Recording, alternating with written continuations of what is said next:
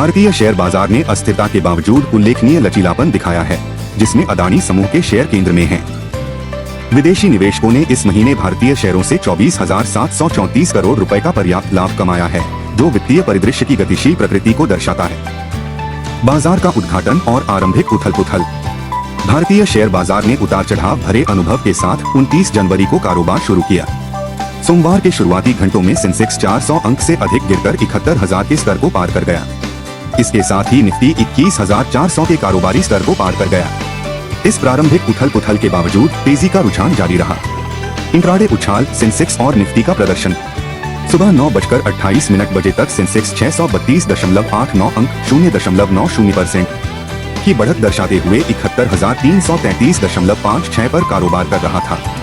वहीं निफ्टी 199.30 अंक 0.93% की बढ़त के साथ 21,551.90 पर पहुंच गया।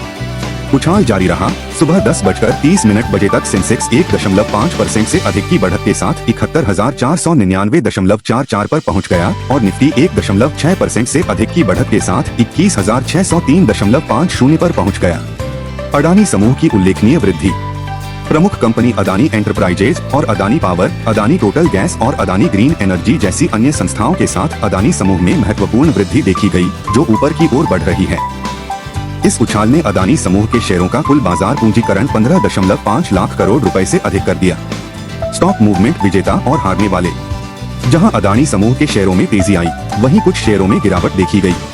ऑर्थोडॉक्स को सबसे अधिक फायदा हुआ, जबकि जेएसडब्ल्यू स्टील, इन्फोसिस, आईटीसी और महिंद्रा एंड महिंद्रा को अपने मूल्यों में गिरावट का सामना करना पड़ा, जो बाजार में विभिन्न गतिविधियों को उजागर करता है। साप्ताहिक बाजार प्रदर्शन।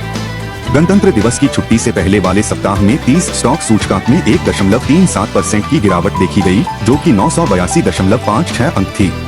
इसी तरह नेशनल स्टॉक एक्सचेंज में 1.24% की गिरावट दर्ज की गई, यानी 269.8 अंकों की गिरावट।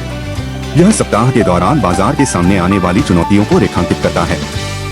विदेशी पोर्टफोलियो बिक्री प्रभाव। गौरतलब है कि शीर्ष 10 सबसे मूल्यवान कंपनियों में से 7 के बाजार पूंजीकरण में पिछले सप्ताह 1.16 लाख करोड़ रुपए की सामूहिक गिरावट देखी गई।